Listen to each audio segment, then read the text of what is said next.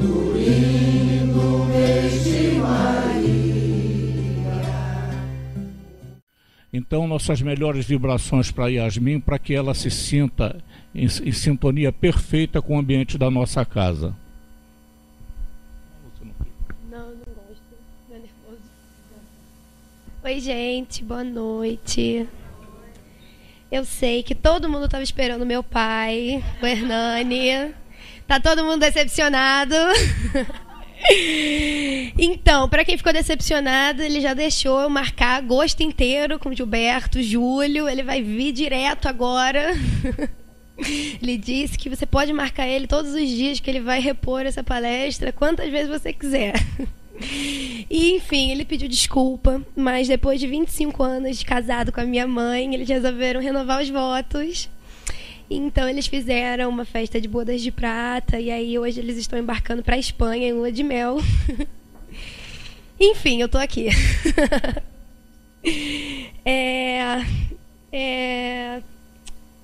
O tema é livre. Eu não sou muito boa com tema livre, sabe? Eu gosto mais de ser direcionada. E aí, pensando nisso, eu escolhi livre-arbítrio. Coisa que eu não tenho, né? Porque filha do Hernani, eu tenho que fazer o que ele manda e acabou. Mentira, gente. Então, a gente vai falar sobre o livre-arbítrio.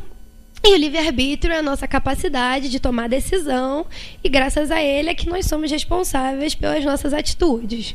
Eu acredito que todo mundo aqui, espírita, na casa de Eurípides, de 50 anos de casa, todo mundo aqui acredita no livre-arbítrio e sabe exatamente o que é o livre-arbítrio. Mas mesmo assim eu fiz uma introdução rápida para a gente falar sobre isso. Então, no primeiro momento, na Grécia Antiga, eles acreditavam que existia um destino. Então, todas as pessoas nasciam, tinham a vida dela milimetricamente combinada, e existiam, inclusive, 3 bruxas cegas, que aparecem em vários filmezinhos de mitologia, que tinham um olho só, e esse olho era capaz de ver o futuro e a vida de todo mundo. Não dependia de ninguém, tudo estava escrito, a pessoa sabia exatamente a hora que ela ia morrer, sabia exatamente o que ela ia fazer, e ninguém conseguia sair desse planejamento, estava tudo muito bem amarrado nesse destino do mundo. E hoje a gente olha para isso e a gente fala assim, nossa, que coisa idiota, claro que não pode ser assim, né? Imagina, se Deus, justo, bom, vai fazer com que uma pessoa nasça para errar, outra nasça para acertar, vai fazer com que tudo seja já descrito, né? Mas instintivamente muita gente ainda acredita nisso.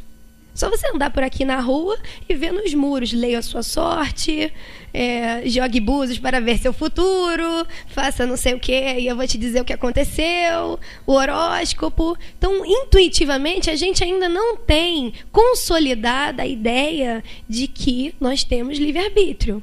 Porque se a gente tivesse consolidado a ideia de que nós temos livre-arbítrio, não ia passar pela nossa cabeça alguém lendo o nosso futuro. Nosso futuro não está escrito, eu estou escrevendo o meu futuro a cada momento, com todas as minhas escolhas, né? Então, essa é a diferença entre o livre-arbítrio e o destino.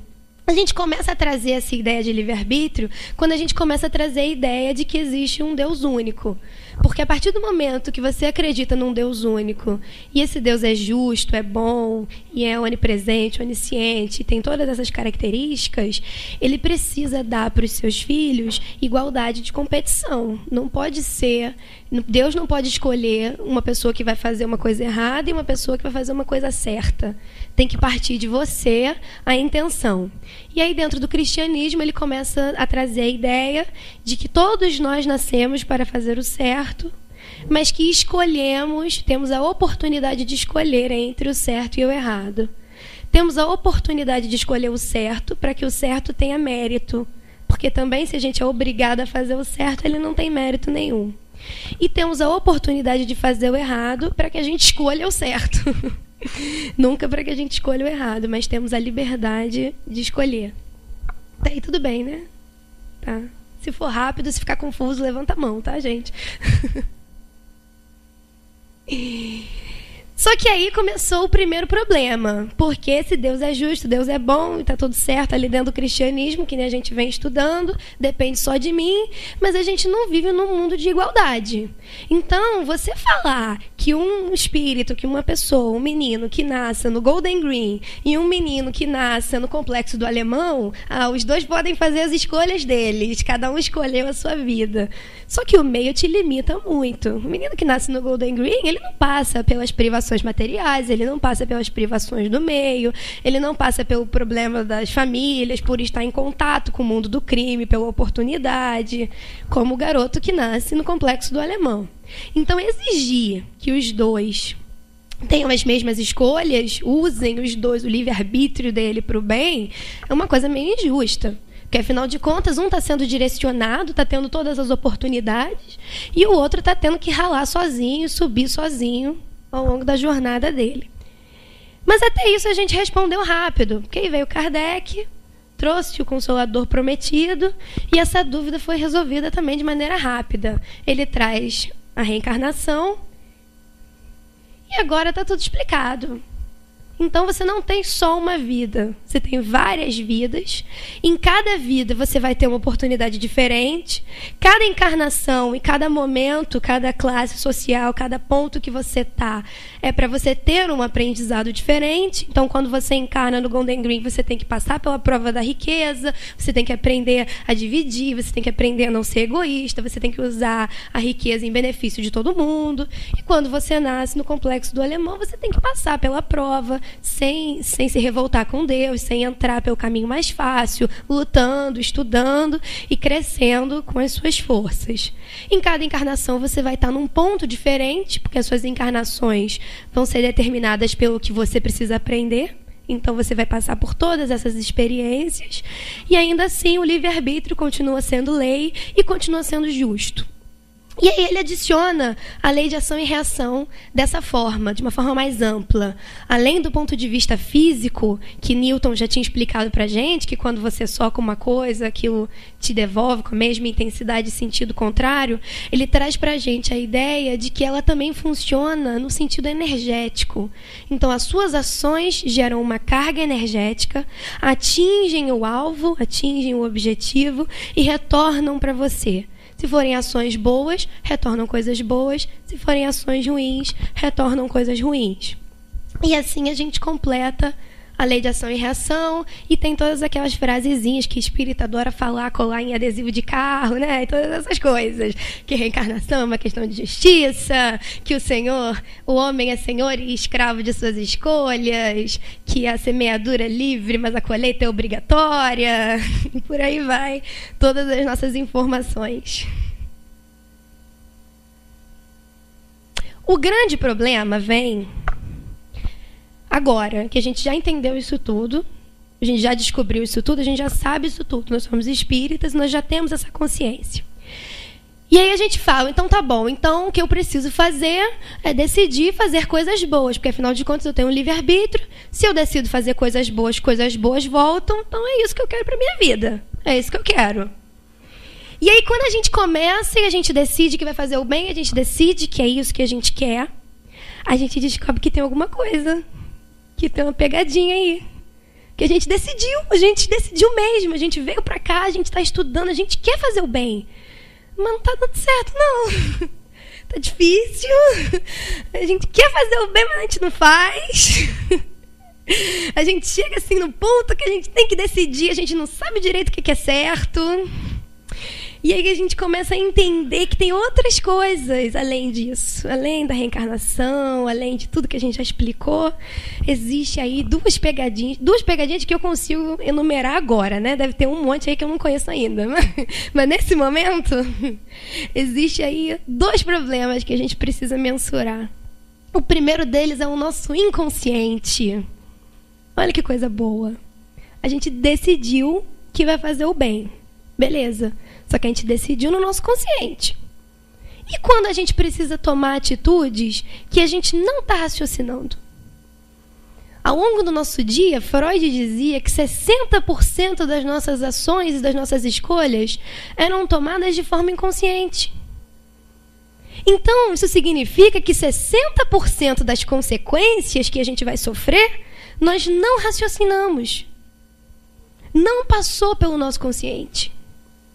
Podem ser consequências bobas, assim como ações bobas, ou podem ser consequências grandes. E o outro problema são influências dos espíritos. E esse aí eu não consigo nem mensurar a quantidade de ação do nosso dia que são motivadas por influências dos espíritos e não pelo nosso livre-arbítrio, e não pela nossa consciência. Então vamos começar, gente. Agora que a gente vai começar de verdade. Então, o nosso inconsciente. Até então, a gente acreditava que todos os homens eram racionais. Todos eles conseguiam racionalizar exatamente o que eles queriam e conseguiam fazer e tomar suas atitudes baseadas na razão somente. E aí Freud vem dizer pra gente que não é bem assim. Ele começa a estudar as pessoas e ele descobre que muitas das nossas atitudes e muitas das nossas patologias não vinham do nosso racional, não vinham do nosso consciente, e sim do nosso inconsciente. Então a gente desenhou o cérebro de uma outra forma. A gente dizia que o cérebro funcionava assim. Aqui fica o nosso consciente. No nosso consciente tem as informações da nossa vida atual. Tem o que os nossos pais consolidaram na nossa criação, na nossa educação. Tem o que a gente acredita que seja ética para a nossa sociedade e cultura, porque, afinal de contas, a ética vai evoluindo. Então, daqui a alguns anos, a gente vai descobrir que a gente não tinha ética e que a gente ainda está muito atrasado. Mas, por enquanto, fica o que a gente acredita que seja ética e que seja certo, né? E fica também algumas informações de encarnações passadas que são úteis para a nossa vida atual. Então, alguma coisa que a gente passou, que a gente precisa lembrar, ou que a gente precisa consolidar, que também fica aqui nesse consciente. A gente traz essa aptidão por alguma forma, por alguma coisa, a gente não sabe direito de onde vem, porque ela está acessível no nosso consciente. Dentro do nosso inconsciente ficam as nossas informações de vidas anteriores. Então, todas as nossas vidas passadas ficam aqui. Inclui a vida que eu era canibal, a vida que eu era nazista, a vida que eu era... Todas elas trancadas aqui dentro. Por quê? Porque se elas vierem para o meu consciente e eu me lembrar da época que eu era canibal, da época que eu era nazista, eu não vou conseguir me perdoar nunca e nem vou conseguir evoluir, nem vou conseguir avançar.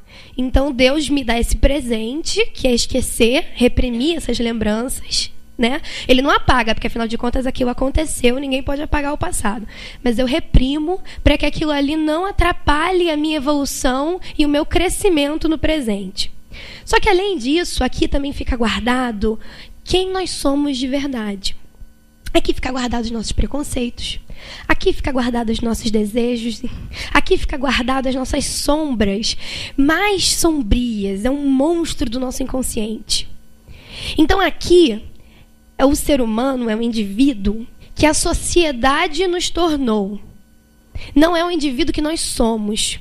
Se nós tivéssemos a liberdade de fazer tudo o que quiséssemos, nós seríamos essa pessoa. Como a gente não tem, porque a gente tem sociedade, porque a gente tem o outro, porque a gente tem a religião, porque a gente tem os pais, porque a gente tem uma série de coisas na nossa vida nos polindo e nos contendo, nós viramos essa pessoa. Mas o nosso ser real é o que está aqui dentro. Então, aqui dentro tem as virtudes consolidadas, as virtudes que nós efetivamente aprendemos, que faz parte da nossa essência, aquilo que eu já fui testado, que eu já passei pela prova e que eu realmente consolidei, está aqui dentro. Assim como os meus desejos mais sombrios, as minhas vontades, que nem eu gosto de lidar, nem eu falo, nem eu tenho vergonha de sentir, mas eu ainda sinto. Então ela fica reprimida aqui dentro. Então essa é a pessoa que nós somos. E por último, nós temos o superconsciente, que é onde fica guardado a nossa lembrança da erraticidade, da nossa programação reencarnatória, do que a gente precisa fazer, dos planos para o futuro. Então, é essa parte do cérebro que consegue planejar, que vem com aquelas aspirações, sabe? Aquela pessoa que já nasce falando que vai ser médico desde pequeno, porque vai curar as pessoas, ou que quer trabalhar com criança. É essa parte aqui trabalhando, é essa parte se programando e criando planos e metas que ele já combinou no plano espiritual e ele traz aquilo ali para que ele reforce, para que ele consiga fazer efetivamente. Tá muito rápido, gente? Então beleza.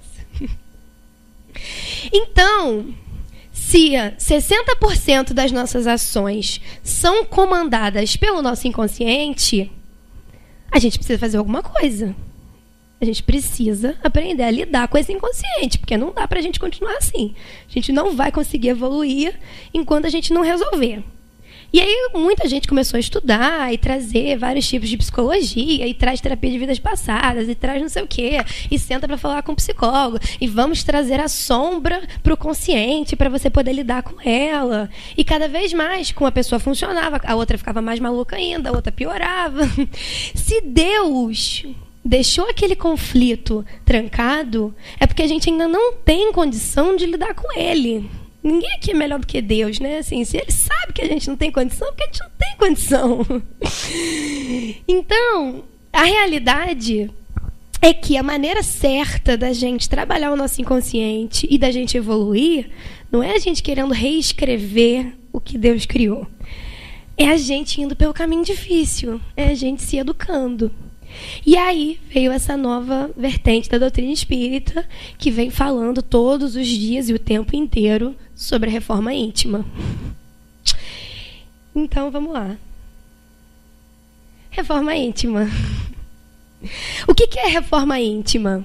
A reforma íntima é você começar a se examinar, não de forma consciente, não sentar hoje e anotar lá no papelzinho todo mundo que você ajudou, o que você fez, o que você faz no seu dia a dia. Não é assim fácil. É você examinar quem é você de forma inconsciente.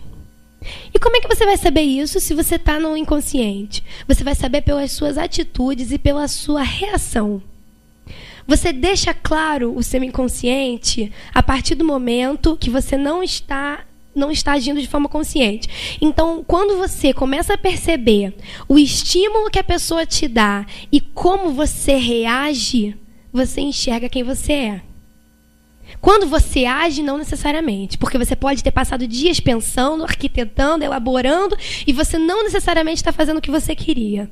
Mas quando é na hora, quando é naquele momento, quando é o estímulo e você tem que reagir, aí o seu subconsciente, aí o seu inconsciente vem à tona e te mostra quem você é naquela situação. Por isso é que Deus bota a gente no mundo de provas e expiações. Porque não adianta eu falar para ele que eu aprendi. Eu preciso mostrar para ele que eu aprendi na hora que eu estou sendo testada. Na hora que eu estou lá e a prova acontece, a maneira como eu reajo ao que fizeram comigo é a forma que eu vou mostrar que aquela virtude foi consolidada. Então a gente precisa estar vigiando as nossas ações e entendendo em que ponto você está sendo verdadeiro com o seu sentido. Isso que consiste a reforma íntima. É você enxergar como você está reagindo ao que você está recebendo. Como você está agindo quando você está em momento de estresse. Como você está agindo quando você está em momento de cansaço. Quando você está em momento de frustração. Como você está agindo no momento da briga. Como você está agindo nesse momento, no trânsito. Nesse momento que você sai da sua zona de conforto, que você sai do seu racional. Como está o seu inconsciente? E aí você começa a sua reforma íntima. Quando você se entende de verdade, tirando a máscara que você coloca pra você mesmo, que eu coloco pra mim mesma, porque se eu parar agora e falar da Yasmin, Yasmin é ótima, Yasmin dá palestra, Yasmin faz caridade, Yasmin é uma pessoa maneiríssima. Agora vai falar alguma coisa pra ela, pra você ver o que ela devolve. Então tem que sair da máscara, você tem que se pegar nos detalhes, você tem que se entender no cotidiano, no dia a dia, e nesse momento, que é o momento que você realmente vai enxergar o seu inconsciente. E você não precisa saber o que está ali dentro, você não precisa saber quem você foi, o que você fez, por que está ali. Você só precisa entender a sua motivação real e começar a educar essa motivação. Aos poucos você vai consolidando isso, aos poucos você vai se modificando, vai consolidando as virtudes no seu inconsciente, e aí sim a coisa vai funcionar. Você vai conseguir sair desse bloqueio, vai conseguir fazer o bem de uma forma natural. É o que a gente chama de automatização do bem. O bem ele vai ser uma coisa automática. A gente não vai mais sentir essa dificuldade, porque agora a gente interiorizou e faz parte de toda a nossa consciência. Então a gente vai alcançar a plenitude nesse momento, quando a gente já não vai mais fazer o mal em momento nenhum, porque a gente automatizou a lição, a gente automatizou a escolha certa. Se até aí todo mundo já entendeu que a reforma íntima é extremamente importante, que nós precisamos fazer e que o nosso inconsciente é uma coisa muito, muito poderosa e importante, a psicanálise ainda avançou e descobriu que Freud só sabia 1/3 do poder do inconsciente. Olha que coisa! De 20 anos para cá, estudando o inconsciente subliminar, eles descobriram que o inconsciente não só comanda 60% das suas ações diárias, como ele também é responsável por toda a sua imagem consciente. Ou seja, tudo que vocês estão vendo, na verdade, não é real. O seu olho ele recebe uma informação visual a partir da luz que reflete, entra na sua retina e é enviada para o seu cérebro. No seu cérebro, as imagens que você recebe em 2D ganham forma, cor e contexto.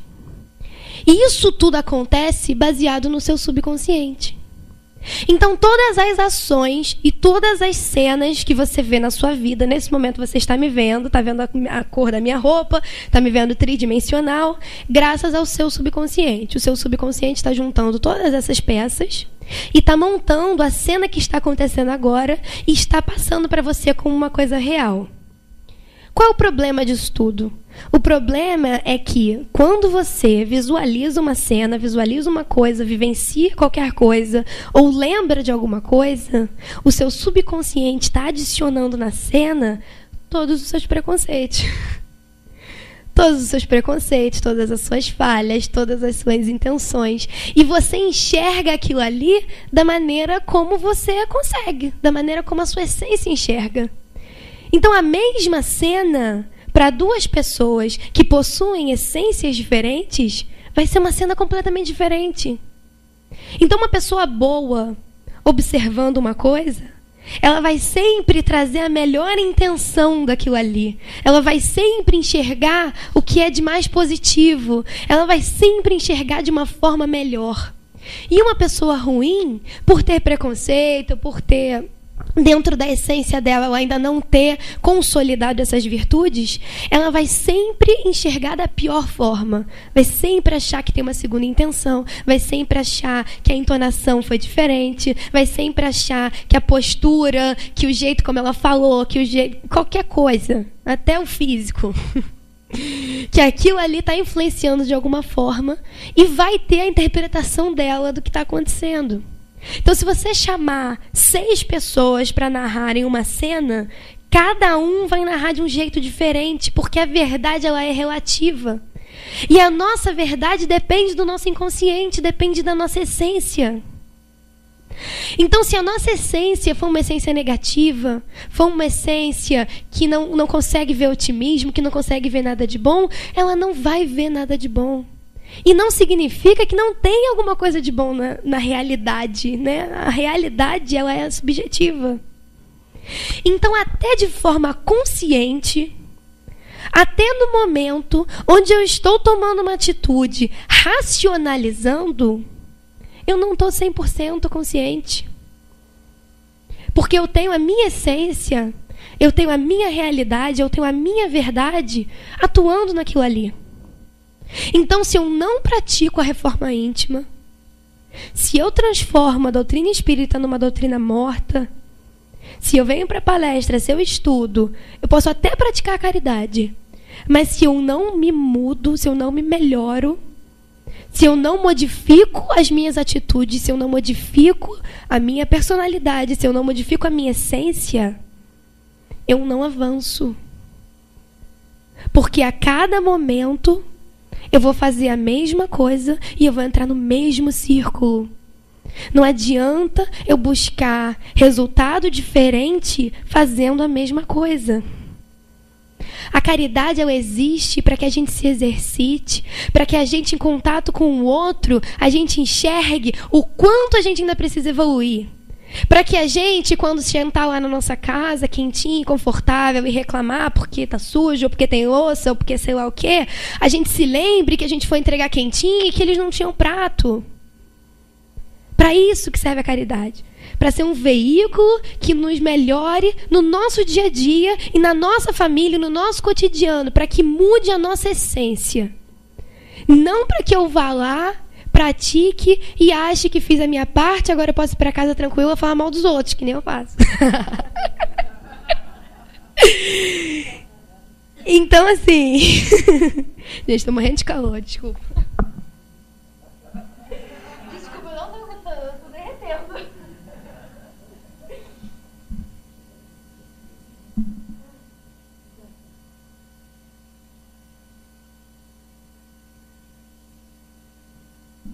Tá, voltando. Então, né, deu uma quebra legal. Eu tava num discurso super bonito da caridade e aí eu parei tudo. Mas é isso, então a gente precisa se conhecer, precisa enxergar a nossa essência, precisa entender como a gente está reagindo no que a gente está recebendo da nossa vida, do nosso cotidiano, da nossa família, do plano espiritual, enfim, do que for. Se a gente está vendo que estão acontecendo as coisas ruins, se estão acontecendo coisas ruins, e, poxa, eu estou fazendo tudo certo, eu estou vendo o Santo Espírita, estou me esforçando, por que está acontecendo coisas ruins? Olha no seu inconsciente. Alguma coisa você deve estar dando para a pessoa responder dessa forma. Então, pensa um pouco no inconsciente, se não tem alguma coisa no seu automático que esteja trazendo essa consequência. Se não tiver mesmo, é vida passada, aí aguenta...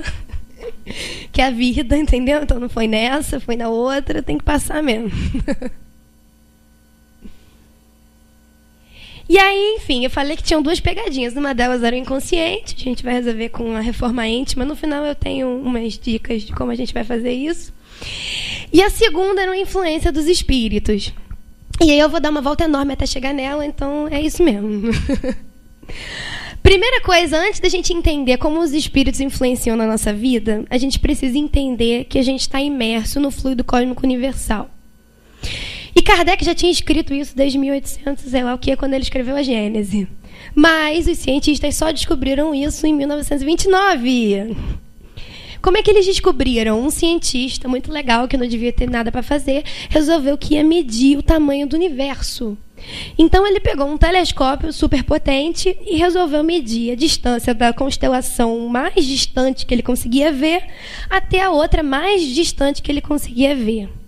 E aí ele descobriu uma coisa revolucionária. Ele descobriu que o universo estava crescendo. Mas como assim o universo está crescendo? Porque se aconteceu o Big Bang e aí um corpo explodiu, o universo não pode estar crescendo, o universo foi criado, né? Explodiu, aí ficou tudo nesse tamanho. Não tem como o universo estar crescendo. Mas ele falou assim, está crescendo. Medi essa constelação, aquela constelação, e cada dia que eu media, a distância aumentava. Então, o universo está se expandindo. Aí, na mesma hora, os físicos, que não curtem muito ser contrariados, falaram, não, mas tudo bem. Ó, o universo está crescendo, mas é porque a energia do Big Bang não acabou. É que nem quando eu jogo alguma coisa para cima. Eu jogo, aí ele sobe por um tempo, e depois ele vai parar. Todo mundo entendeu a comparação? Tá. Só que aí... o outro físico, sem nada para fazer, falou assim, bom, então se o universo está crescendo, e é porque a força do Big Bang ainda não parou, eu vou medir e vou calcular a força do Big Bang. Porque se eu medir o intervalo de tempo, ver a intensidade, vou conseguir fazer uma expectativa, não, como é que é o nome? Uma estimativa da força inicial. E aí eles se juntaram, ele e um monte de amigo, legal, lá de Harvard, fizeram esse experimento e descobriram que não só o universo estava crescendo, como ele estava crescendo numa velocidade cada vez maior. E aí a física parou. Parou e falou, meu Deus, não dá. Então o Big Bang é mentira. Porque se o Big Bang fosse verdade, no mínimo a velocidade tinha que estar reduzindo. Ela não podia nunca ser maior. E aí eles trouxeram de volta uma teoria que Einstein tinha dito antes de morrer, e que todo mundo tinha dito que ele era maluco, que ele já não estava mais batendo bem, que é a teoria que hoje a gente chama de teoria das cordas. Então, tudo que existe no universo é feito da mesma substância que a física agora chama de matéria negra e que a gente conhece como fluido cósmico universal. O fluido cósmico universal, ele está em toda parte. E a gente está imerso nele, e ele está no espaço, e ele está em todos os lugares. E é ele que faz com que o espaço e com que o universo continue se expandindo. Porque agora que você tem matéria nele, que você tem fluido cósmico universal, é só você gerar energia, e aí você consegue ter a expansão, que é a energia divina, né? Eles não acreditam que seja divina, mas eles já acreditam que tem energia. Então, tudo que existe é feito de matéria negra e tudo que existe é energia. Então, nós somos energia e tudo que está acontecendo, tudo que existe nesse momento é feito de energia. E o que determina a especialidade das coisas, né, o que faz essa cadeira ser de plástico e essa aqui de madeira, isso aqui não é uma cadeira, mas é de madeira, é a quantidade de camadas externas que você cria em volta da matéria negra. Então, tudo é feito de fluido cósmico universal, mas dependendo de como você compacta ele, ele vai ser um átomo ou outro, e todos os átomos da tabela periódica, e assim a gente vai construindo as coisas. Até aí tudo bem, né? E aí eles resolveram que eles queriam saber como essa energia se comportava. Porque, afinal de contas, é uma coisa muito importante. Tudo na nossa vida é energia. Então, a gente precisa saber como ela se comporta. E eles fizeram um experimento que é chamado experimento da fenda dupla. Primeiro, eles jogaram uma partícula, que é tipo uma bolinha de gude, por uma fenda. E quando você joga uma bolinha de gude por uma fenda, é meio óbvio o que vai acontecer, né? Algumas vão bater aqui e não vão cair, e vão cair, e outras vão bater lá e vai virar uma linha reta. Certo? Quando você joga uma bolinha de gude por duas fendas, algumas vão bater aqui e vão cair, outras vão passar e vão virar duas fendas. Também óbvio, né? E aí, eles fizeram um experimento com ondas. Quando a onda bate na fenda, gera uma outra onda menor, que vai tendo uma amplitude e que vai chegando aqui com maior intensidade. O grande problema vem quando você passa a onda por duas fendas. Porque quando você gera uma onda e ela passa por duas fendas, ela cria duas ondas. E no ponto onde as ondas se interceptam, você tem uma interferência. Ou seja, uma onda puxa para um lado, outra onda puxa para o outro, e não tem força nenhuma atuando naquele ponto. Então, na parede, aparecem vários pontos onde nenhuma onda bate, porque são os pontos de interferência entre elas. Tudo bem, né? Então, eles foram jogar o elétron e descobrir se essa energia era uma onda ou se era uma partícula. Num primeiro momento, jogaram pela primeira fenda, beleza, igual a partícula, uma linha reta. Só que no segundo momento, quando eles jogaram pelas duas fendas, o elétron se comportou como onda e gerou um padrão de interferência. E eles falaram, nossa, coisa estranha, porque o elétron é tipo uma mini bolinha, é um pedacinho pequenininho. Como é que eles geram um padrão de interferência? E aí eles pensaram assim, de repente, um elétron está batendo no outro na hora de chegar aqui, e aí está fazendo esse modelo aqui, mas na verdade não é isso. Vamos fazer o seguinte, vamos jogar um elétron de cada vez. E aí a gente vai ver como ele vai se comportar. E aí jogaram um elétron de cada vez, e ele se comportou com o modelo de interferência. Ou seja, o elétron, ao mesmo tempo, passava por uma fenda, pela outra, pelas duas e por nenhuma. Ele passava por todas as probabilidades matemáticas que ele podia naquele momento. E eles falaram, bom, então a energia é onda. Então é uma onda, ou será que é uma partícula? Ou é uma onda? Já sei, vou botar uma câmera vou botar uma câmera e vou descobrir como é que o elétron está passando pela fenda. Se ele está passando por essa, se ele está passando por essa, ou se ele não está passando por nenhuma. E aí, quando ele botou a câmera, e o elétron sabia que estava sendo observado, ele resolveu se comportar como uma partícula. Então, o fato de você ter um observador consciente determinando a origem e a trajetória do elétron, ele para de se comportar como uma variável aleatória e se comporta como uma partícula. Então, o simples fato de você mentalizar e de você observar o elétron, você já movimenta e já modifica tudo o que ele ia fazer no padrão aleatório. Então, o pensamento de cada um de vocês tem o poder real, provado pela física, de modificar e de determinar a trajetória de qualquer elétron. Então, com a força do pensamento, vocês têm a capacidade de modificar qualquer coisa feita de energia. E tudo é feito de energia.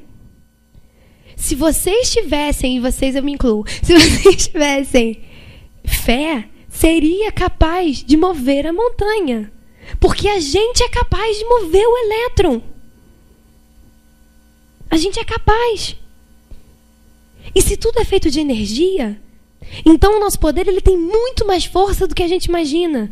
Ele tem o poder de fazer tudo dar certo e ele tem o poder de fazer tudo dar errado. Porque a partir do momento que você cria esse pensamento e que você cria essa força, você está atraindo ou repelindo elétrons. De forma real, de forma física. Não é discurso motivador. É verdade. E aí eles fizeram um estudo com partículas, que já são maiores, né? E eles pegaram várias gotas de uma represa no Japão e colocaram essas gotas para descansar com várias palavras, que pelo visto eu botei em japonês. Vai ser fácil. Ah, não, tá em português mesmo, eu que não enxergo. Então, essa aqui era a água natural da represa, antes de qualquer coisa, tá? Todas as gotinhas tinham o mesmo formato. E aí, ele pediu para as pessoas escreverem essas palavras e vibrarem isso, e pensarem em pessoas e em momentos onde elas sentiram realmente isso. Então, a força e a energia das pessoas na escrita e na palavra que estava sendo escrita ali, ela foi colocada para ação. Essa primeira... Não enxergo. Essa aqui é amor e admiração. Ela foi considerada o ki do amor, a essência do amor. Então é isso que acontece nas partículas de água quando a gente sintoniza e vibra o amor dentro do nosso coração. E essa aqui é o que acontece quando você pensa, ele escreveu, você me faz mal. E eu vou matar você.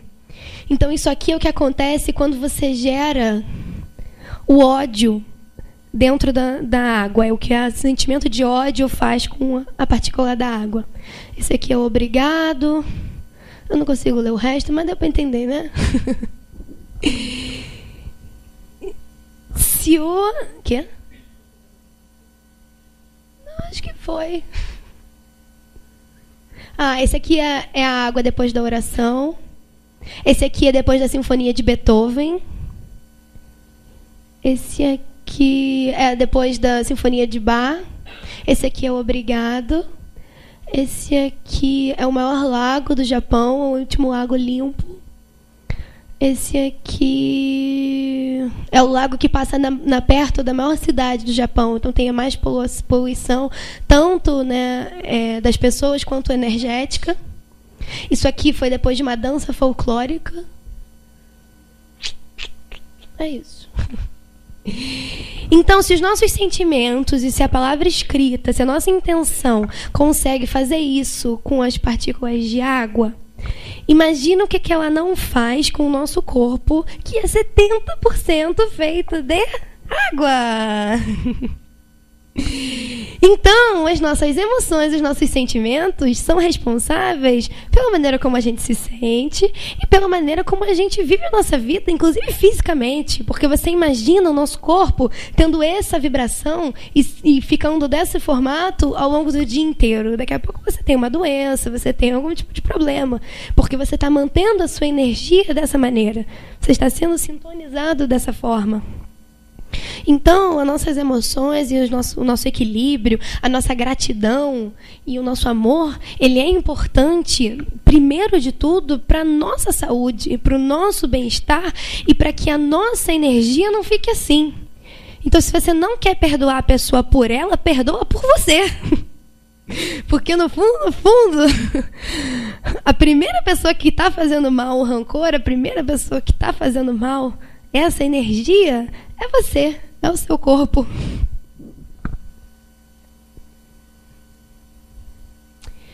E aí vamos para a influência dos espíritos e a gente vai usar todas essas informações, eu juro, não foi inútil. Então, para começar de novo, toda hora eu começo, né?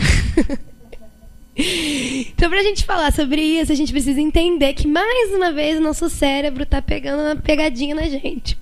A gente tem uma glândula que fica aqui, que se chama pineal. Durante muito tempo a gente achou que ela era tipo um apêndice meio inútil. Daqui a pouco a gente vai descobrir para que serve o apêndice. E aí, de um tempo para cá, a gente descobriu que ela não era inútil, que ela era muito importante. A gente descobriu que ela era tipo a responsável por todos os nossos hormônios, que ela reduzia de tamanho para que os nossos hormônios sexuais fossem liberados, que ela é que fazia a nossa puberdade e que ela era responsável pela produção de serotonina, ajudava a gente a ser feliz, ajudava a gente a dormir. Enfim, era uma mega glândula super importante. E o que a gente não descobriu ainda na ciência, mas que a gente já sabe no ponto de vista espiritual, é que dentro dela a gente tem os cristais de apatita. E a apatita é uma pedra muito legal que hoje em dia a gente usa, quer dizer, nem sei se a gente usa mais, mas que a gente usava dentro dos rádios, porque ela capta ondas sonoras. Então, dentro do rádio, a gente botava ela. E a gente tem essa pedra dentro do nosso cérebro, porque além de ondas sonoras, ela capta ondas eletromagnéticas. Só que assim como o rádio, você pode sintonizar na estação que você quiser, o nosso cérebro tem a mesma função. Então ela está dentro do nosso cérebro para que a gente receba ondas eletromagnéticas, né? Dos nossos mentores, dos nossos espíritos familiares, de Deus, para que a gente consiga se nutrir da criação, para que a gente não se sinta abandonado, para que o nosso mentor venha nas provas difíceis e diga que vai dar tudo certo, que ele está com a gente. Então é para isso que ela existe. É uma forma de Deus não largar a gente no mundo, né, sem um canal de comunicação, sem um meio de nos incentivar, de nos acalmar, sem um meio de nos deixar amparado em todos os momentos. Então ela existe para isso, para que a gente seja nutrido e amparado pelo amor de Deus e pelo amor dos nossos espíritos amigos que a gente deixou no plano espiritual. Mas assim como a pedra do rádio, e a gente pode sintonizar a rádio que a gente mais gosta, a gente pode sintonizar rádios boas, a gente também pode sintonizar rádios ruins. E através dessa glândula, dependendo da nossa essência e dos nossos vícios e do que a gente faz e pratica e acredita ao longo do nosso dia a dia, a gente acaba sintonizando com pessoas e com rádios que não são tão legais. E através dessa conexão, como estamos imersos no fluido cósmico universal e o nosso pensamento, a nossa intenção tem o poder de movimentar os elétrons, então tem o poder de mexer na matéria, a gente acaba sofrendo uma influência muito maior do que a gente imagina dos nossos irmãos espirituais. Tanto do lado positivo quanto do lado negativo. Então, quando a gente abre a brecha, quando a gente se conecta por algum tipo de vício, por algum tipo de emoção negativa que nos satisfaz, ou como disse a mensagem inicial, quando a gente acha que a gente pode servir dois senhores, além do nosso inconsciente nos pregando peça diariamente, a gente tem uma ajudinha do plano espiritual, que aproveita a nossa brecha, aproveita a nossa energia criadora, porque todos nós fomos criados à imagem e semelhança de Deus, que não está sendo direcionada para o bem, que não está seguindo Jesus, que está estacionária, que está se perdendo no caminho, que está se virando para outras coisas, e acaba sendo utilizada de forma negativa pelos nossos irmãos, tá? Que a gente sabe, todos nós espíritas aqui sabemos que não existem demônio nem entidades negativas. Somos nós, espíritos, que desencarnamos e continuamos da mesma forma, com os mesmos problemas, com as mesmas vicissitudes e com as mesmas intenções. Então, esses irmãos que estão nesse momento desviando as pessoas ou que estão em algum momento atrasando ou dificultando, somos nós, que só mudamos de lado. A gente que não evolui, não quer que o outro evolua. A gente que quer companhia, fazendo a coisa errada. Você já viu alguém falar assim, hoje eu vou pro bar e vou beber todas sozinho? Tira, o cara não quer beber sozinho. O cara quer levar qualquer um. Quem ele passar, ele vai convidar para ir pro bar com ele. Ele vai convidar o porteiro, ele vai convidar quem entrar no elevador. Porque somos nós, a gente sabe que é errado, a gente quer fazer e a gente não quer fazer sozinho, a gente quer reprovar com alguém junto. Então esses são os espíritos. Óbvio que existem espíritos ainda muito atrasados, existem espíritos que gostam do mal, assim como existem encarnados, né? Nesse momento, a gente está nessa realidade, onde a gente já evoluiu um pouco mais, já tivemos mais encarnações do que eles, mas em algum momento da nossa vida a gente já foi canibal, a gente já foi nazista, a gente já foi isso tudo. Então, são os mesmos espíritos, tanto aqui quanto lá. Ninguém vira bonzinho quando desencarna e ninguém vira demônio. São as mesmas pessoas, ainda fazendo errado, ainda se comprazendo com o mal, ainda tendo essa essência forte. E o que aqui não era permitido, porque a gente tinha lei, a gente tinha sociedade, lá não tem mais ninguém controlando. Ele vai para o umbral, e o umbral é uma terra de passagem. Ele não vai entrar na colônia. Mas ele não tem ninguém controlando ali, né? A não ser os espíritos piores que eles. Mas não tem lei. Quando você sai da lei da sociedade, quando você sai da matéria, porque a matéria ela é prejudicial e ela é um presídio. Ela está aqui te contendo. Mas ela também está aqui te contendo as coisas negativas. Ao mesmo tempo que ela não deixa você alcançar todo o seu potencial criador para o bem, toda a sua inteligência, você só está usando 10% do seu cérebro e você tem toda essa limitação, para muita gente, ela também está contendo no mal. Ela também está contendo. Às vezes, aquela pessoa podia fazer coisas muito piores e como está contida na sociedade, como está contida naquela situação, naquele estágio, né, de comodidade, ela acaba não alcançando todo o potencial negativo por estar contida. Tem um livro, eu acho que é No Tormento da Obsessão, que ele está num centro espírita, e aí vem uma moça para a mesa mediúnica, e ela fala assim, eu não sei se é esse livro, agora eu não me lembro, porque eu não ia falar essa história, eu lembrei dela agora. Mas eu sei que é Bezerra de Menezes, ele está no centro espírita, e essa moça vai na mesa mediúnica, ela está encarnada, e ela fala para os médiuns, olha, eu não aguento mais, eu estou muito cansada, eu estou muito obsediada, eu venho nesse centro espírita, eu assisto a palestra, eu tomo passe, eu faço tudo, e mesmo assim esse obsessor não vai embora da minha vida, eu estou muito sugada, ele está roubando a minha energia, eu não consigo dormir, eu durmo, eu tenho pesadelos. E aí os médios muito solícitos, claro, a gente vai te ajudar, realmente você já está frequentando há uns 2 anos, vamos cuidar da senhora, fica tranquila, Bezerra de Menezes vai te amparar. Realmente Bezerra de Menezes estava na sala.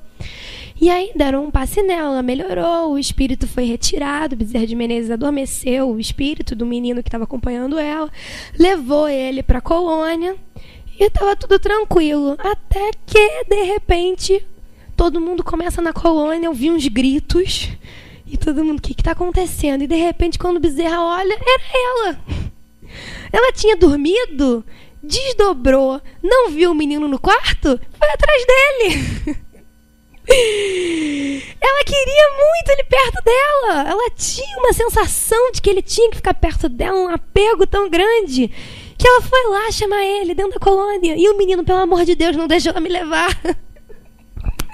Não deixa ela me levar, eu não aguento mais ficar lá naquela casa dela. Toda vez que eu melhoro, ela vem.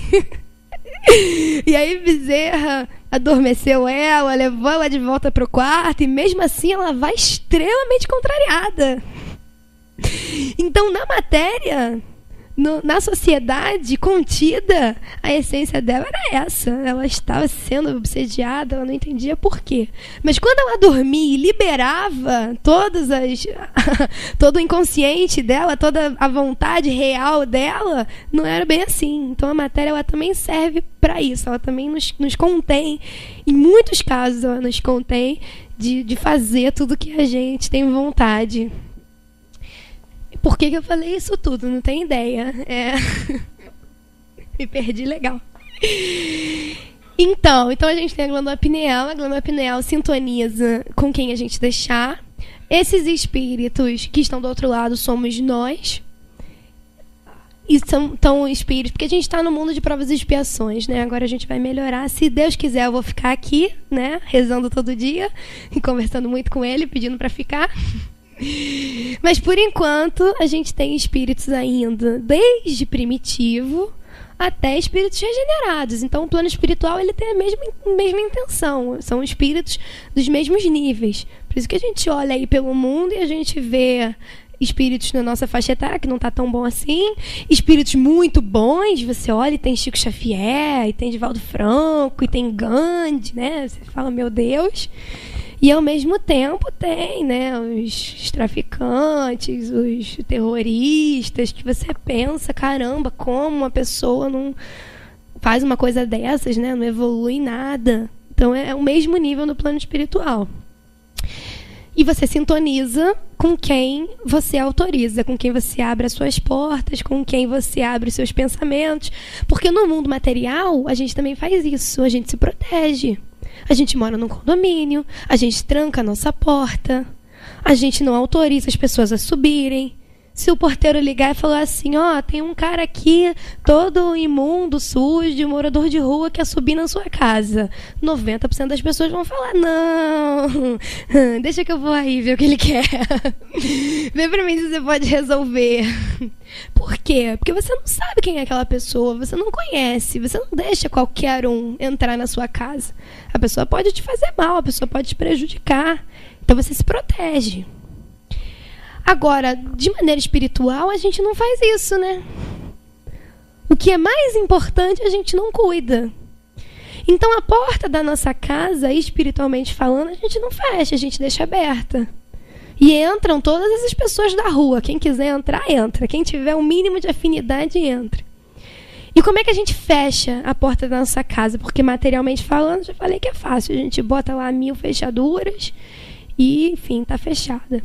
Mas espiritualmente falando, ainda é mais fácil ainda. É só a gente fazer a prece, só a gente fazer o culto no lar, só a gente ter uma vida reta, uma vida certa, inclusive de maneira material mesmo, porque não adianta nada a gente fazer a prece, fazer culto no lar e continuar errando e continuar tendo uma vida que não condiz com a ética, né?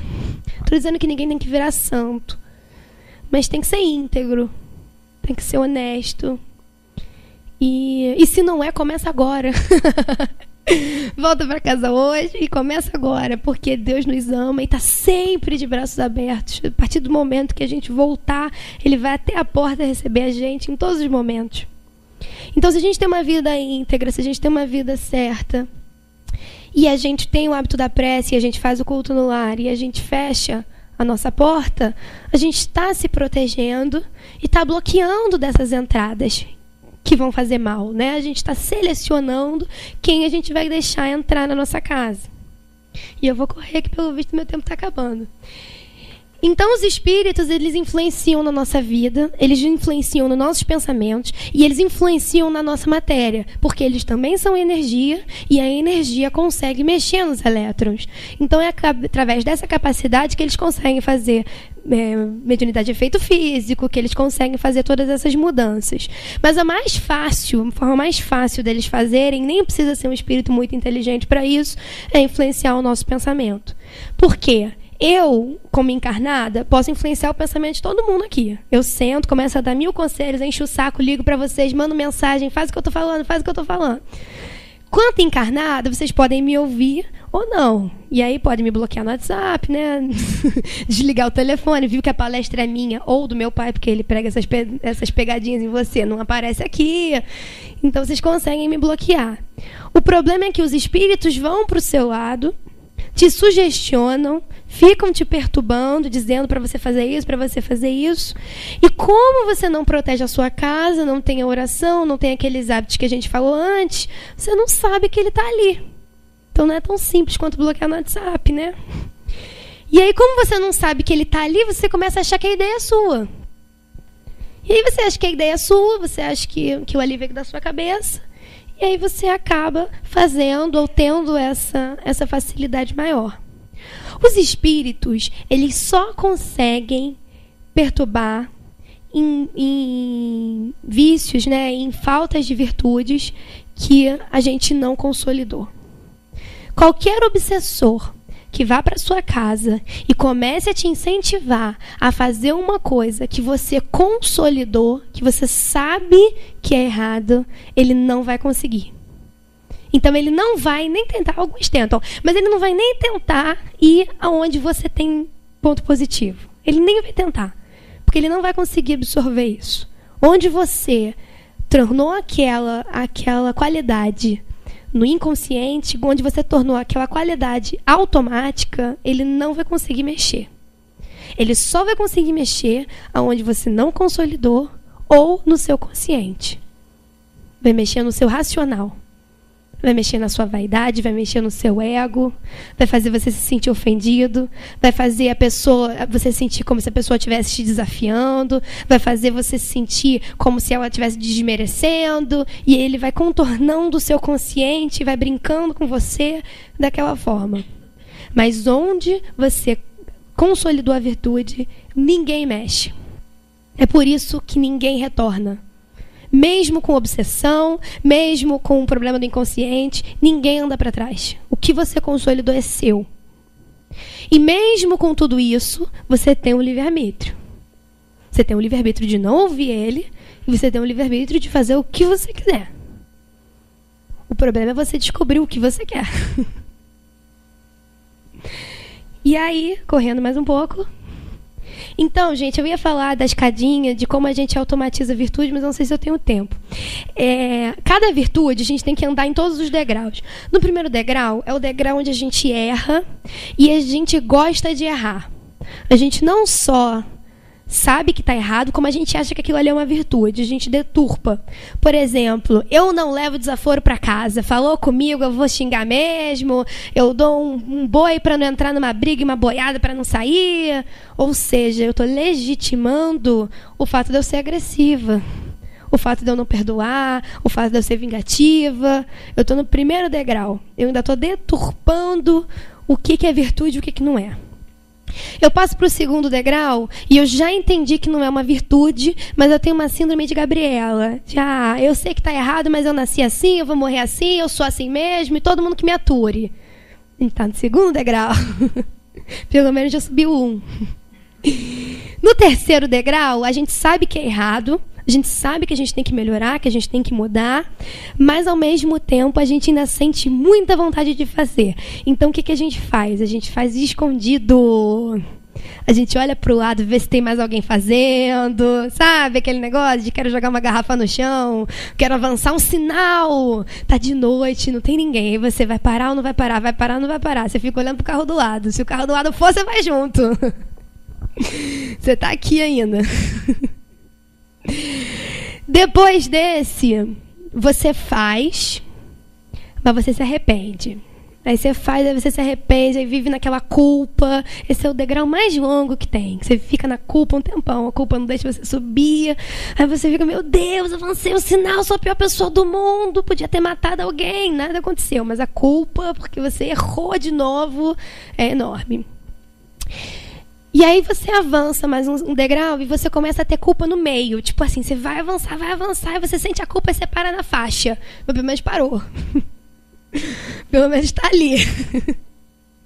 Ou então, por exemplo, você está brigando com alguém, está quase partindo para cima dela, aí você vai se arrepende, para e fala, tá bom, acabou, né? Eu vou pro quarto. Você começa a entender no meio da ação, você já acorda, já torna consciente e já muda o que você está fazendo. Quando chega no penúltimo degrau, você ainda tem muita vontade de fazer. Você ainda quer muito fazer aquilo ali. Ainda está totalmente dentro do seu consciente. Você não faz, mas você pensa. Aquela pessoa vai falar com você e na sua cabeça você tá, ai, desgraçada. Que bom que deu tudo certo. Mas lá dentro você tá com aquele ódio mortal, mas você não fala mais, porque você já tá polido, você tá quase avançando, você ainda não fala. Aí você avança mais um degrau, aí quando você pensa isso, você fala, não, poxa, que isso, não vou pensar isso não. Ela tem outras qualidades, ela tem outras coisas melhores. E aí você repele esse pensamento negativo. Você não se compraz mais com o pensamento. E aí no último degrau, você não pensa mais, porque você automatizou a virtude, você consolidou a virtude. Ela agora faz parte do seu inconsciente e você não peca nem mais em pensamento, porque você não sente mais essa necessidade. Então, a gente tem 3 técnicas para poder a gente automatizar o bem. A primeira delas é disciplina. A segunda, disciplina. E a terceira disciplina, by Emmanuel. Então, assim, agora falando sério, a gente precisa da disciplina da prece. A gente precisa ter na nossa mente que é que nem dieta. Quem é gordinho assim que nem eu, sabe que tem que fazer dieta para sempre. Não adianta você fazer dieta um tempinho, que aí você volta a comer, você engorda em dobro. Não adianta. Dieta tem que ser para sempre, tem que ser estilo de vida, entendeu? Ou então fica gordinho que nem eu mesmo para sempre. Então a prece tem que ser igual dieta. Então tem que ser uma prece quando acorda, uma prece nas refeições e uma prece antes de dormir. Mesmo que de forma mecânica. Os espíritos dizem que quando a gente abre o evangelho, trombetas ressoam no plano espiritual. Que quando a gente lê, a palavra lida tem uma força tão grande que a gente já muda completamente o campo magnético e energético à nossa volta e na nossa casa. Mesmo que não seja intencionalmente, mesmo que não seja sentido, mesmo que não tenha sentimento, mesmo que você esteja fazendo por obrigação, só o fato de você ler já atrai tantos espíritos bons, já traz o seu mentor, já a sua intenção, a sua vontade de querer sentir, a sua vontade de querer fazer o certo, já é o suficiente para você modificar aquela vibração e aquele momento. E já é o suficiente para os obsessores também não ficarem. Então, você vai começar com a prece automática, você vai começar com a prece sem sentimento, fruto da disciplina. E com o tempo, aquela energia vai te contagiar tanto que você vai acabar interiorizando aquele sentimento. É assim que a gente torna uma coisa automática. A gente repete. Mesmo sem vontade, a gente repete. É através da disciplina. Com o tempo de tanto repetir, você simplesmente faz. Ela vira automática. E a prece é o mais importante de tudo, porque é ela que vai elevar o seu pensamento, é ela que vai determinar quem vai entrar na sua casa, é ela que vai determinar com quem você vai sintonizar, e é ela que vai te ajudar a, nesses momentos onde o seu inconsciente vai agir, o seu mentor entrar e falar, repensa, se acalma, pensa por outra forma. Porque da mesma forma que nós somos influenciados pelos espíritos negativos, nós somos e devemos ser influenciados pelos nossos mentores. Então, quando você coloca na sua vida isso, só isso, você coloca a prece de manhã, prece na hora da refeição e a prece à noite, você já dá um salto enorme. E é difícil mesmo, vai ter um dia que você vai esquecer e você não vai desistir, você vai fazer à noite. E, não consigo fazer culto no lar na mesma hora nunca. Faz na hora que você lembrou. Não consegue fazer uma vez por semana? Faz todo dia. Eu sei que o certo é a gente ter a disciplina. Gilberto, não me bate não, tá? Eu sei que o certo é a gente ter disciplina de fazer do jeito que está escrito no papelzinho, com os mesmos livros, no mesmo horário, que a espiritualidade tem o horário certo. Isso tudo é lindo, acho o máximo, é verdade. Mas se você ainda não consegue, se a sua disciplina ainda não alcançou isso, faz de alguma forma. Faz de qualquer jeito. Só faz. Que com o tempo, você trabalhando e agindo, você vai automatizando e vai trazendo isso de uma forma natural. E aí você vai interiorizando. Ninguém vai virar santo, é difícil, isso tudo leva muito tempo, leva encarnações. O nosso planeta ainda é um planeta novo, comparado com os outros, comparado com o que a gente ainda vai trilhar. Então é assim mesmo, mas a gente tem que começar a todo momento e tem que começar todos os dias. E aí esqueceu e começa no dia seguinte de novo. O importante é a gente não deixar para amanhã nunca. Não deixa para amanhã. Porque a pior sensação quando a gente chega no plano espiritual é a sensação do que a gente podia ter feito e a gente não fez. É triste, porque a gente sempre deixa para amanhã, sempre deixa para segunda-feira. E a vida vai passando e a gente vai sem sentir. A gente vai sendo levado, né? E é uma coisa boba que faz uma diferença muito grande em tudo, em todas as ações. Então vamos começar hoje. Vamos descer, comprar um evangelho lá embaixo. E a gente abre toda noite. No que abrir você lê, ou então lê em ordem. Faz do jeito que você quiser. Mas tenta abrir toda noite, tenta fazer de uma forma... A gente tem que entender que isso é o mais importante. A gente coloca muita importância na vida acadêmica, a gente coloca muita importância na vida material e a gente não coloca importância nisso, né? Mas, na verdade, isso é o mais importante de tudo, porque a vida acadêmica, a vida material, ela vai ficar. E o que a gente vai levar é isso. Então, a gente precisa aprender a servir o Senhor certo. E a fazer o que realmente é importante. E então é isso, gente. Era isso que eu queria dizer. Obrigada por me ouvir, mesmo esperando meu pai. Com certeza meu pai ia falar melhor. Voltem em agosto, quem não conhece ele. E é isso.